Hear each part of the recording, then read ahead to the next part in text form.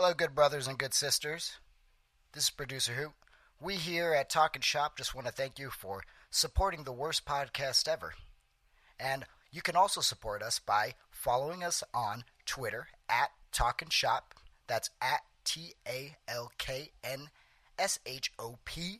at Talkin' Shop. And also follow us and check out our website at www.talkinshoponline.com. Time for the podcast. Goodbye.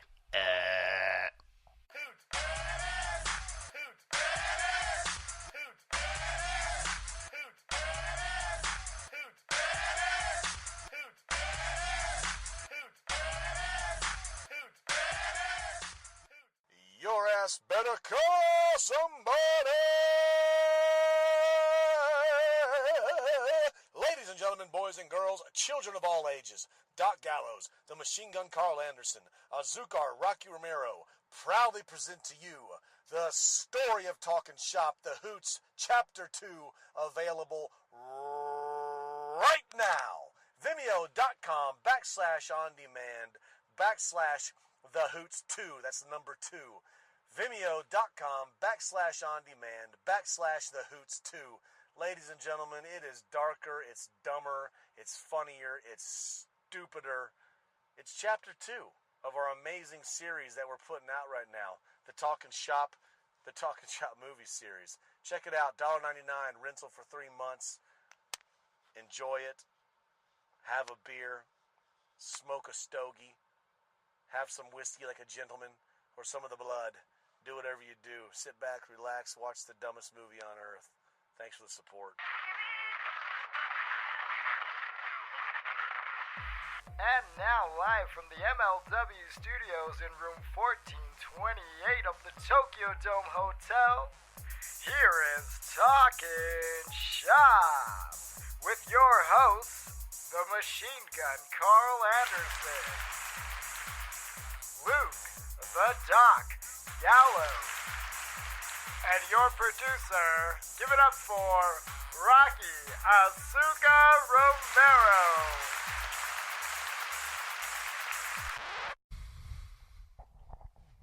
We're started. What's up? This is how. That's how we start.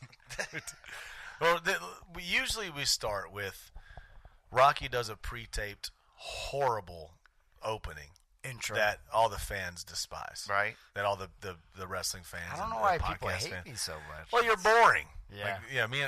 You're not a boring guy in real life. Right. But sometimes in front of the Just old... when you turn this mic on, I become fucking... The light comes on and he becomes a whole different person. Yeah. The light comes on, the light comes off. But wait a minute. We learned earlier in the hotel, in the lobby, Right. that this man sitting to my right, cracking open a cold Kieran, has changed. He's an asshole. How have I changed? Oh. But okay, here's the thing. Rocky was telling people... Anyway, this is Carl Machine Gun Anderson here. We got Rocky. We got a special guest here today. It's the first time in the Talkin' Shop, first time in Japan. First timer. We have Kevin Kelly here. What up? Of ROH right now. Yep. Of I used to watch him on TV when I was in high school. When you were I a don't want kid? to age you. Hey, man, it's all good. Yeah. When I was a child. Yeah, I used to watch you interview The Rock when I was, just a wee little fella in junior high. right. Whatever. Well, listen, Rocky got me my start, so I'm really thankful for him. So, I don't know. There's another jab. I don't know if the Talkin' Shop fans realize yet the old jokes Rock's been getting on the side. It's been just bombardment for like 2 months of just like old jokes. and I baby-faced when we were at dinner, and then Right. as soon as the mic goes on, then Oh, I instantly You just start pile hammering on. him. Yeah. You've changed as well. Why not? You haven't changed. You've jumped on. Because of Yeah. course, look at that. Yeah, You can just see the jump- gray in his. You can see the gray in his gimmick. I've lived a rough life, guys. What? 19 years old on the road, man. Rock's Living never life. worked a real job, Kevin. You know that? No, really? Never. Never bagged groceries, never made pizzas, No way, man. never delivered Chinese food, nothing. Professional wrestler Not all the way. motherfucking once. Golly. At his, yeah. That's an easy resume to type. Isn't that? I It's mean, not a isn't very that cool exciting though? one, though.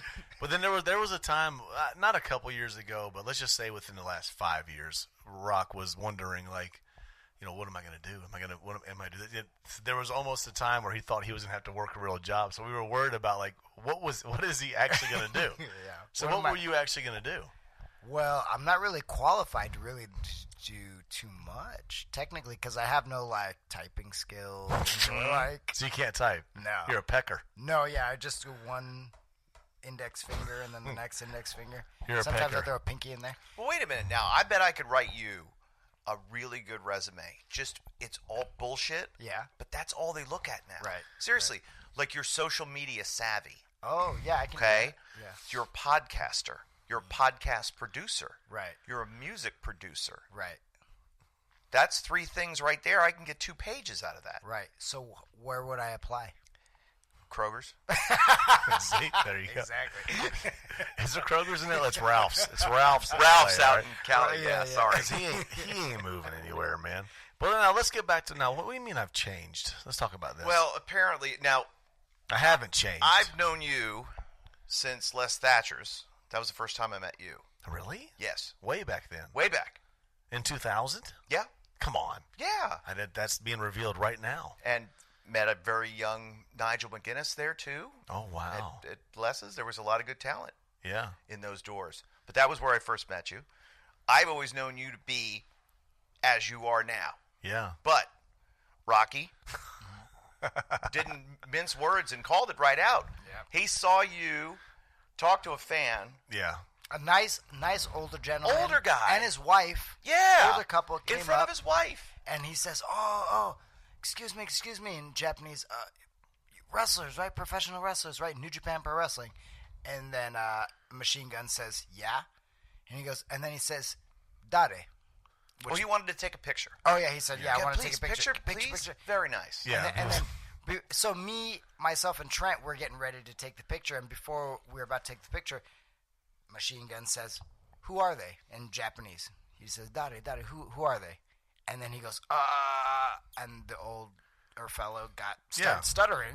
He didn't know who the fuck they were. didn't know, but he didn't know who you were either. And he had no Mr. clue. G1 Yeah, 2012 that was what finalist. got you hot, though. He had no clue This who guy I was. was in a G1 2012 final match, and he was really pissed off that he didn't know who he was. No, hold on. Because after he, You were ready to switch it on Rocky. Right. That's my perception of Right. it. They don't know who you right, are. he's like, they don't know who you are. Rocky's been wrestling here since Baba. But he knows, points you at himself and says, Dade, and then you went, I'm out of here. Yeah, just and takes off. turned 180 towards the elevator. Yeah. That wasn't. Storming off. Yeah, in a huff. Yeah, in a huff. I see where you're coming from with that, but that wasn't where I was going with it. Rock, I'm a firm believer in when. No, Rock was there. Yeah, Rock was there. That's an old joke. I'm a firm believer when fans wait outside the hotel and they want our pictures. And this happened to me many times. Mm-hmm. They go, oh, picture. And I go, Dade desu ka? Who am I? And they go, oh. And I go, fuck off. I think if you're gonna wait outside the hotel, just know me. But It's- I think this was a husband and wife that were at Sizzler. And Well. were maybe going up to their room. Yeah, They well. saw us. And because he was dressed nicely. Right. Oh, yeah, Suit. yeah. And Yeah. not in, as I said to you, not in the age demographic of the traditional wrestling Usually fan. what it should Right. be. Especially right here now. Yeah, he's 55 plus. He just didn't know who any of us were, and it bothers me. He Do you also I think he had a little bit of he had flop sweat beaten up on his brow because he was like, I know their name. Like he's going to go up to the room and go, damn it, that was Rocky Romero and Machine Gun. Damn it, damn it. He did point and say heel. Right, bad guy. he knew Hold you were on, a hold on. bad So you guy. know what heel means. Right. No, he knew you. Yeah, I know. Just can remember what. You know, man. He probably had a couple of drinks I've changed, drinks man. with the old wife ski tonight. And I'm not a fan of that. you know what? You've just. I see your point Over about here. the camping out thing. It's just that the camping out thing. I'm a huge fan when I was a kid of going to the arena early and watching the Rock and Roll Express walk from their car into the Asheville Civic Center and just going, that's fucking so cool, man. I can't believe they actually walk and they actually drive a car, man. Stuff like that. They actually have bags. You know what I mean? I get that. But I know who the Rock and Roll Express is. I know who Magnum TA was. I know who Eddie Gilbert was. Right. Just know my name, man. That's all I'm saying. The people that I have a problem with, and I thankfully, occasionally it would be like one guy comes at the airport. There you and go. they know when you're landing. And they're there just on the other side of, the TSA thing. And Right when say, you hey, get- man, can you sign something for Come me? on. That's creepy. Like, how did you know I was on this flight? Right. And for me, like, it only happened, like, once, work and it for was the a couple of guys. But, like, when the top guys get off the plane and there's a mob scene, it's like, oh, my God, how do they know? That's Imagine why CM Punk was so furious all the time. Yeah. He's probably pissed off. grouchy. absolutely. Yeah, that'll turn your mood sour. But you've changed. Yeah. That's the moral of the story. Moral of the story. Yeah, fuck Rocky, man. Fuck you. Kevin, what's been up, man? You work for Ring of Honor, I do. and I remember you from WWF. Yes. That's what it was. How'd you get started there? I was friends with Billy Gunn because we got started. He was actually wrestling, but I started as an announcer in a startup company based out of Universal Studios, Florida in 1991. And What was that startup company? that was the IWF, International Wrestling Federation, promoted by the guy who gave away the business on 2020, Eddie Mansfield. Oh. Yes. Okay. And he actually had really good mind for the business. He was good, but little hot-headed and high-strung. So it had a decent run. I think we got like 50 or 60 episodes out of it. Oh wow. That's a real good. Yeah, it aired on Sunshine Network and down in Florida.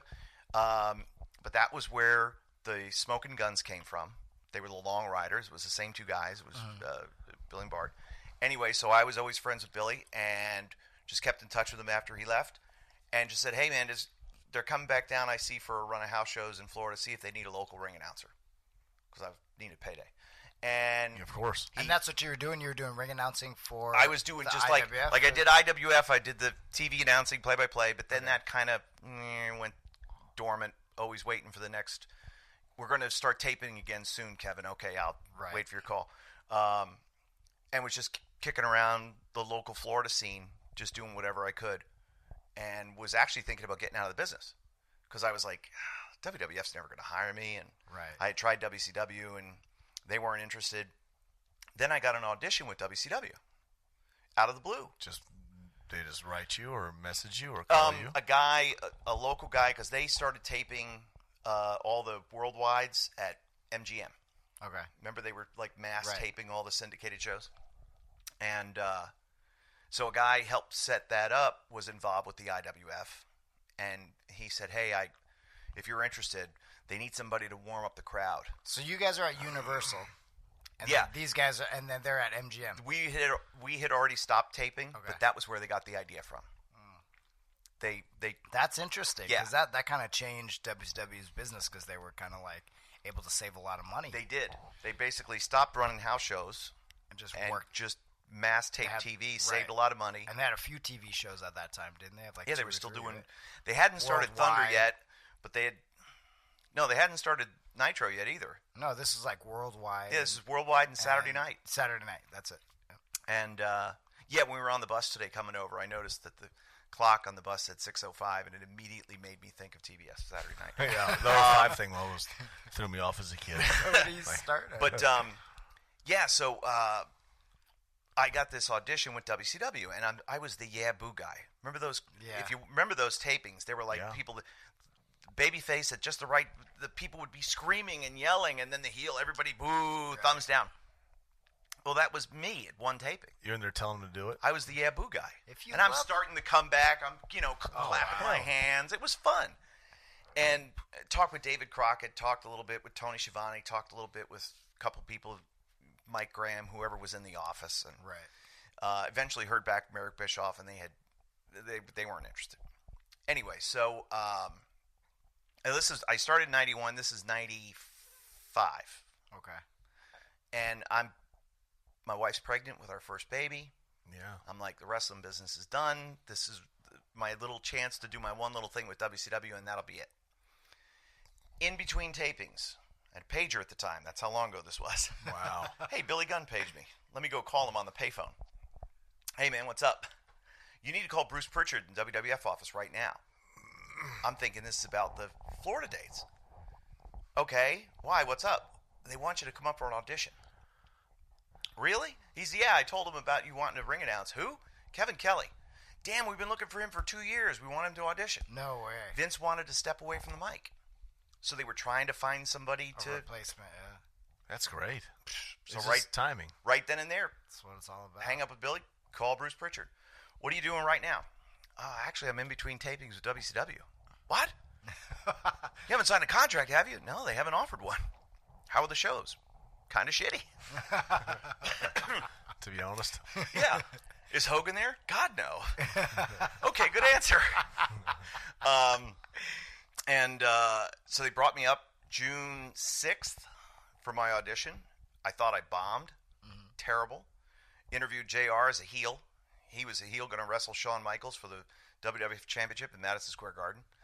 Didn't think I did well there. Then I called matches with JR. Didn't think I did well there. Wow. As a heel. No, he was a heel. He was the heel. He was the heel. I was the stick You're man. the straight man? Okay. Yeah.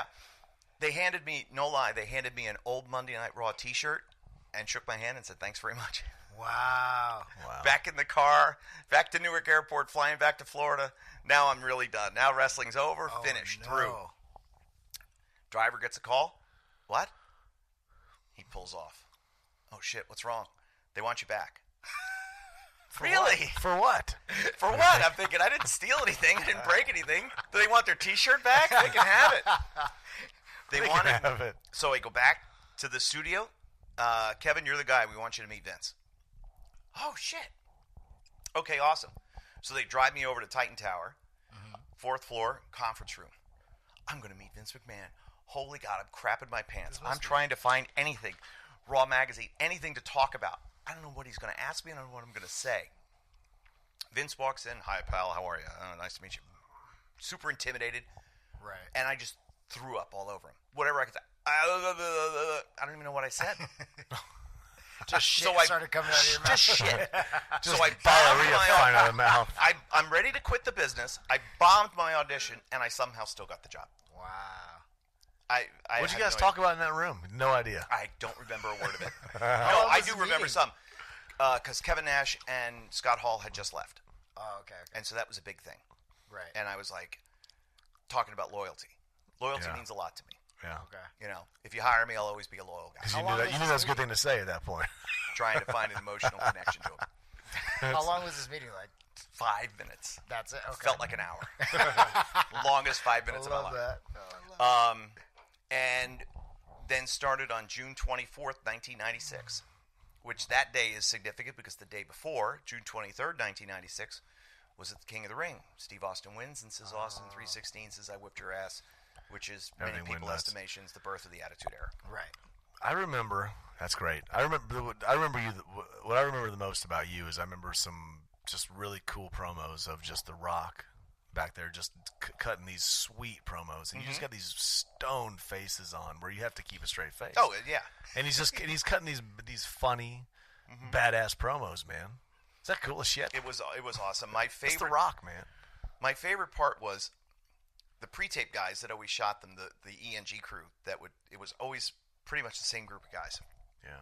And so The Rock would pause, and then he would look to the crowd, and I would look over, Yeah. and I would look at the crew guys, and that's when they start laughing, right? Right, right. Because I'm looking for the crowd, like, where are Yeah, they? of Are they course. here? And then they And they cut to start the crowd, cheering. and they're all going crazy. And that was really like the first interview that was backstage that also cut live to the audience for their Right. reaction. Nobody really did that before. Yeah. And but that was what made him. That was one of the things that made those interviews so special was the Right. fan interaction backstage. Yeah. So it That's was like great. the key parts to his promos. I mean, is that fan interaction to be able to say the stuff along with him. You know, like, That's that's what the made it. beautiful thing. Yeah. And he and I were buddies because we knew each other from Florida.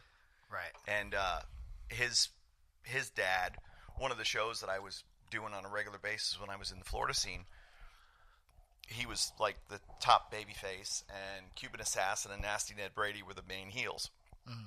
So Cuban's explaining the finish, what they're going to do. Cuban says, all right, when the time is right, boom, boom, boom, we'll get on you, Rocky, and we'll throw it out, and we'll come back next month, some kind of gimmick match. Right. And Rocky says, hey, I got my kid here with me tonight. Dwayne's here with me. Oh, good. Do you mind if he slides in, breaks it up? No, that'd be great. Sure, no problem. So when the time was right, 2-on-1 on Rocky, ring the bell, in his jersey, number 94. Oh, yeah. Slides in, throws those punches just like he did. That's great. Really? Boom, boom, boom, heels powder. And there was the kid. And it was at a flea market just north of Tampa, Florida.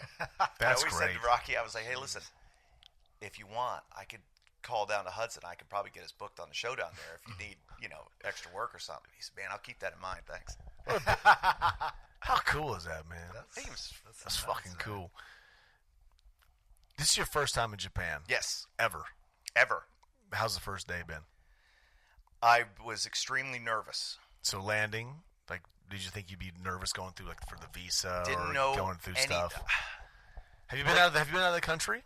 I went to Puerto Rico once. And that's pretty easy. It was the longest week of my life working for the Savoldis, which is another story. Dave, when was that? That was for the IWA. What year was that? 2000.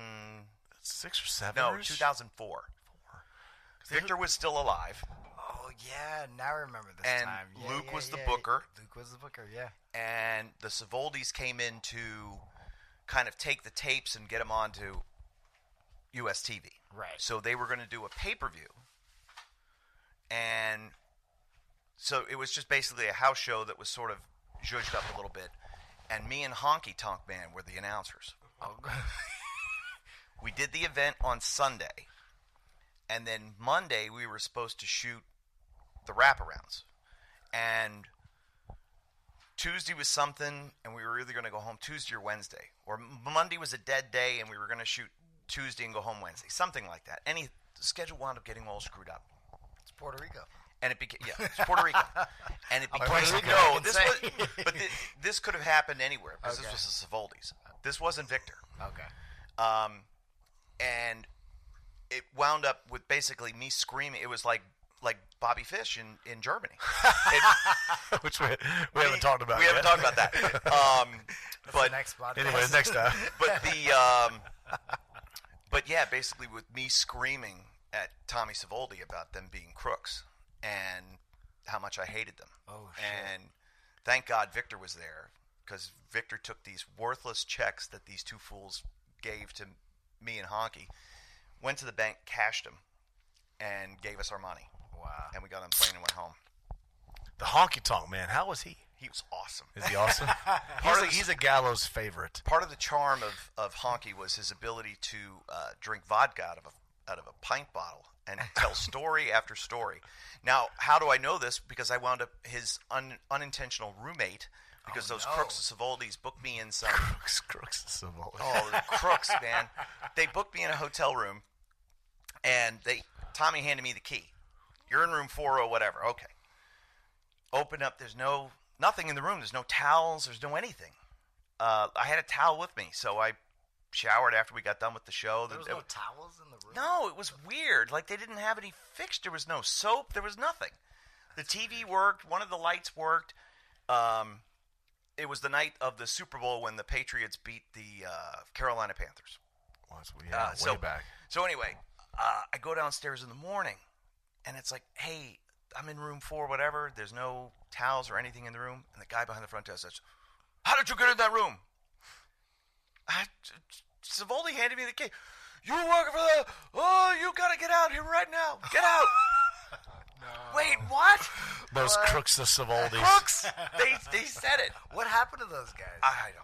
Well, Marquez, you know Dave Marquez? Yeah. Okay, well, he was running those arena shows for a while in 2006 and 2007.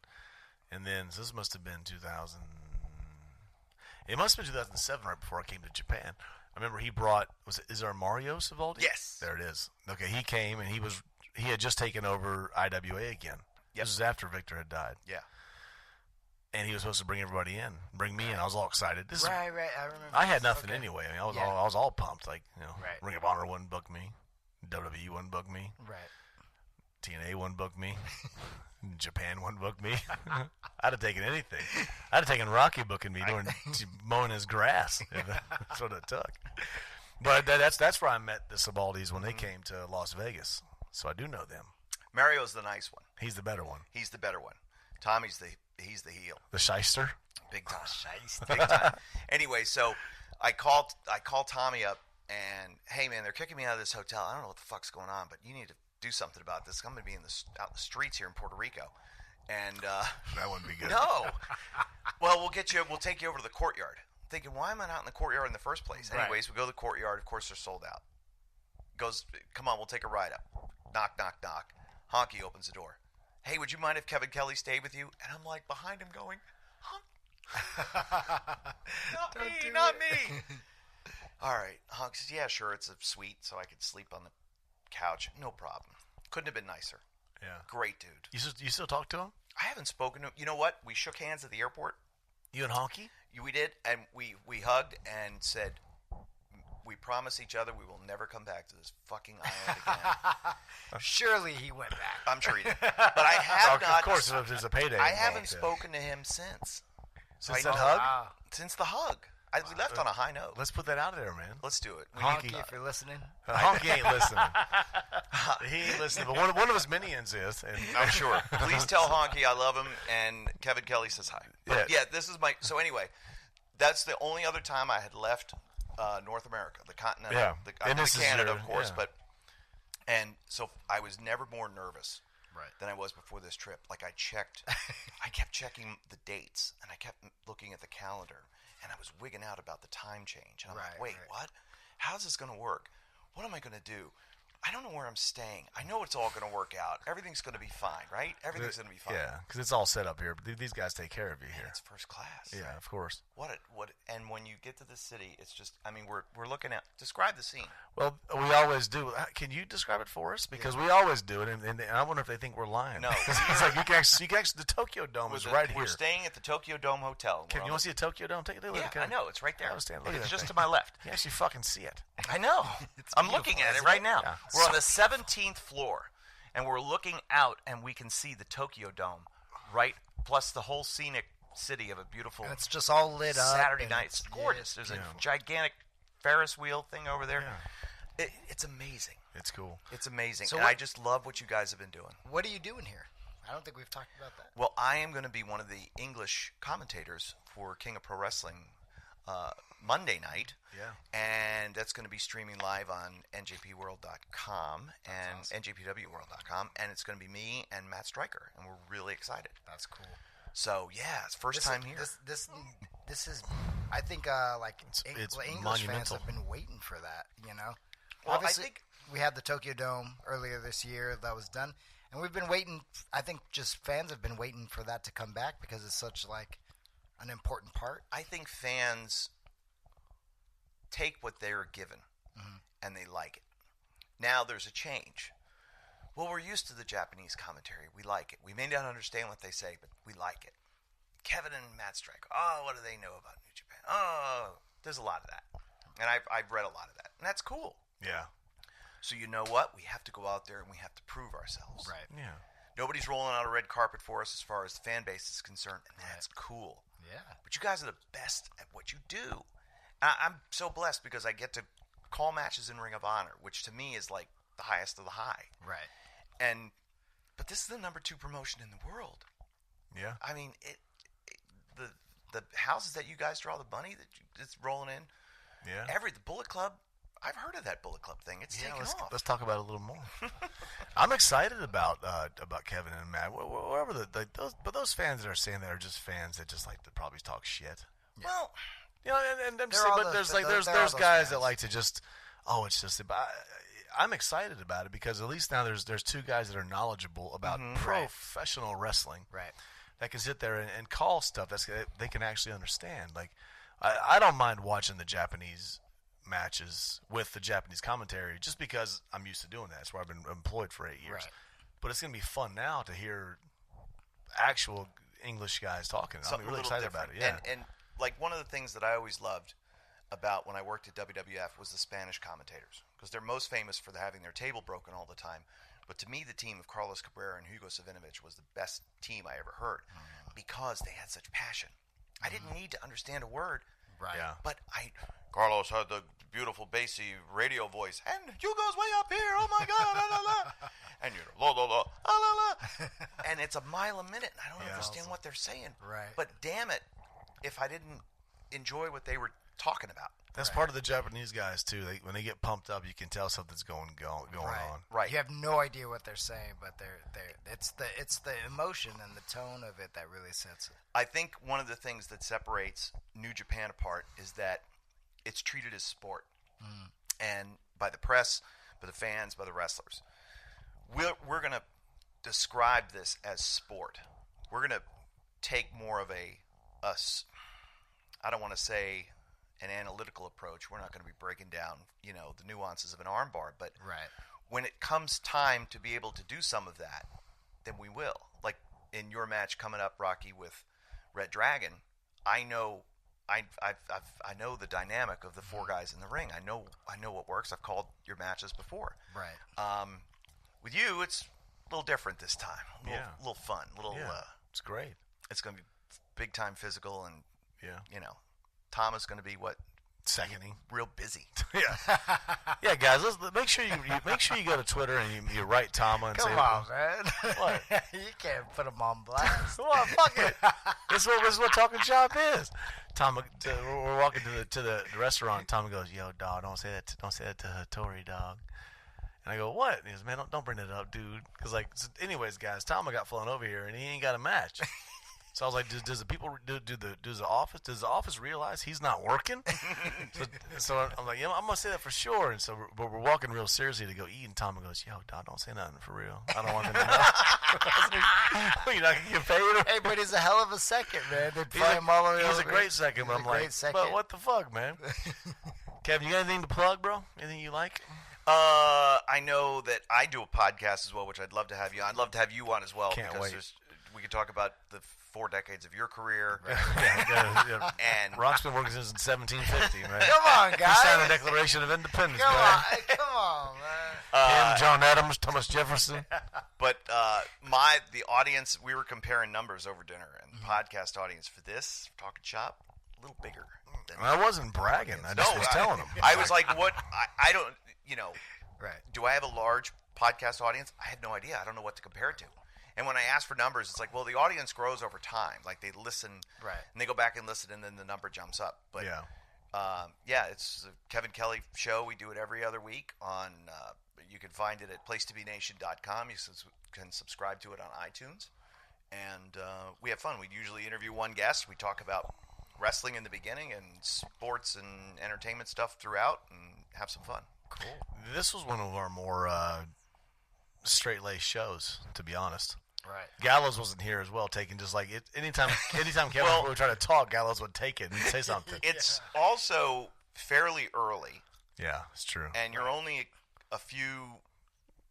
Well, under 10. Dude. 10. Yeah. Under Under 10 is good. 10, we can usually get things done. Anything over. And I'm over here with my Coke Zero. Kevin's got his Coke Zero. Me and Rock are on our Kieran's. And live from Tokyo, Japan, in front of the Tokyo Dome, live from the Tokyo Dome Hotel. Thanks, Kevin. Thank you guys. Appreciate it. Thank you. You like our new audio equipment? This is sweet. I know. Right? A smart investment. Better than the iPhone days. One day, come on, you're not supposed to say that on the air. That's what built our fan base then, though. One day, Machine Gun is going to let us all have, earphones. No. He's the controller. It's my thing, man. He's a control freak, and he doesn't ever get the volume. So, right. So Gallows gets pissed off. We put the earphones in Gallows, and he likes to hear his voice. So he starts talking, and he starts trancing out, and he just keeps talking more and more because he can hear himself in here. Loves the sound of his own voice. All right, thanks, Kevin. Appreciate Thank you. it. All right, Rock. Hey, guys, take a drink. Out.